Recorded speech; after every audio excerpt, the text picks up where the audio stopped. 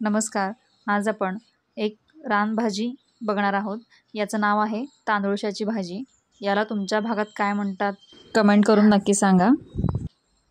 आमच्या इकडे याला तांदूळशाची भाजी असंच म्हणतात आणि ही भाजी शक्यतो लावली जात नाही, ती आपल्यापूनच उगवते, म्हणूनच याला रानभाजी म्हणतात. आणि ही खायला पण खूप पौष्टिक असते शरीरासाठी. पावसाळ्यामध्ये अशा रानभाज्या जास्त येतात. चला तर मग व्हिडिओला सुरुवात करूयात. इथे मी जवळपास 1 पेंडी एवढी ही तांदूळशाची भाजी घेतलेली आहे आणि याची पानं अशी तोडून घेतलेली आहेत. सुरुवातीला या भाजीसाठी आपण एक वाटण तयार करणार आहोत. इथे वाटण करण्यासाठी मी खलबत्त्याचा वापर केलेला आहे. तुम्ही हे मिक्सरमध्ये देखील थोडंसं जाडं-भरडं वाटून घेऊ शकता. इथे मी जवळपास 10 ते 12 लसणाच्या पाकळ्या घेतलेल्या आहेत आणि 8 ते 9 मिरच्या घेतलेल्या आहेत. आणि थोडंसं वाटण करताना सोपं जावं म्हणून या मिरच्यांचे मी थोडे तुकडे करून घेत आहे.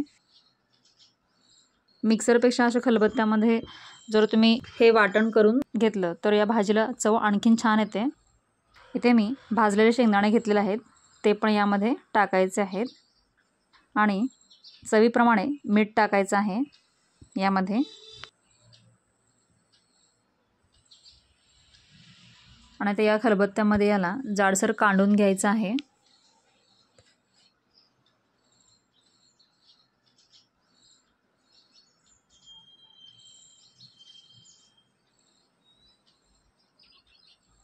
आता यामध्ये 1 चमचा जिरं घालायचं आहे आणि याला परत कांडून घ्यायचं आहे.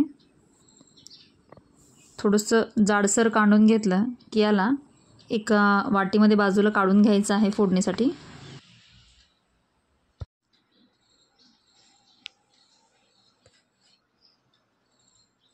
अशा प्रकारे भाजीसाठी हिरव्या मिरचीचं वाटण तयार आहे. हे पहा, अशा प्रकारे हे थोडंसं जाडं-भरडंच कांडून घ्यायचं आहे. आता भाजीच्या फोडणीची तयारी करायची आहे.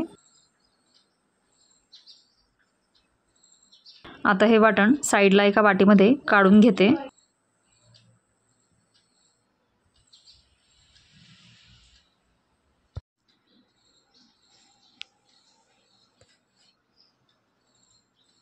आता फोडणीची तयारी करूयात.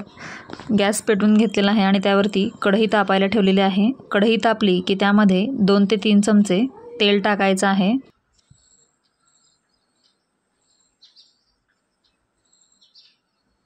तेल तापलं की त्यामध्ये जे आपण वाटण करून घेतलेलं आहे ते या तेलामध्ये टाकून त्याला परतून घ्यायचं आहे.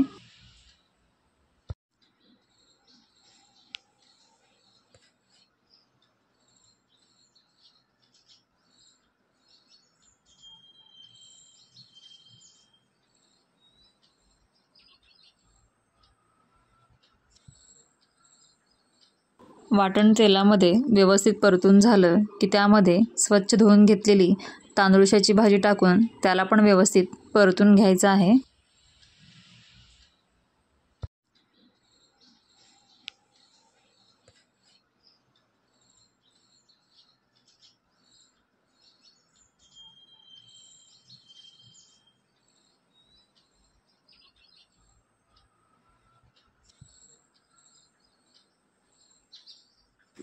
ही भाजी करत असताना यावरती अजिबात झाकण ठेवायचं नाही, नाहीतर भाजीला खूप पाणी सुटतं. झाकण न ठेवता ही भाजी तेलामध्ये 2 ते 3 मिनटं अशी सतत फिरून परतून घ्यायची आहे, म्हणजे भाजी ही छान अशी मोकळी होते. शक्यतो पालेभाज्या या जास्त शिजवायच्या नसतात. जास्त शिजवलं की ते चव पण लागत नाही आणि त्यातले जे पोषण मिळणार असतं ते पण आपल्याला मिळत नाही. त्यामुळं थोडंसं अर्धकच्चंच ठेवायचं असतं पालेभाज्यांना. अशा प्रकारे इथे आपली तांदूळशाची भाजी तयार आहे. तुम्ही पण नक्की ट्राय करून बघा आणि प्लीज व्हिडिओ आवडला तर नक्की लाईक करा.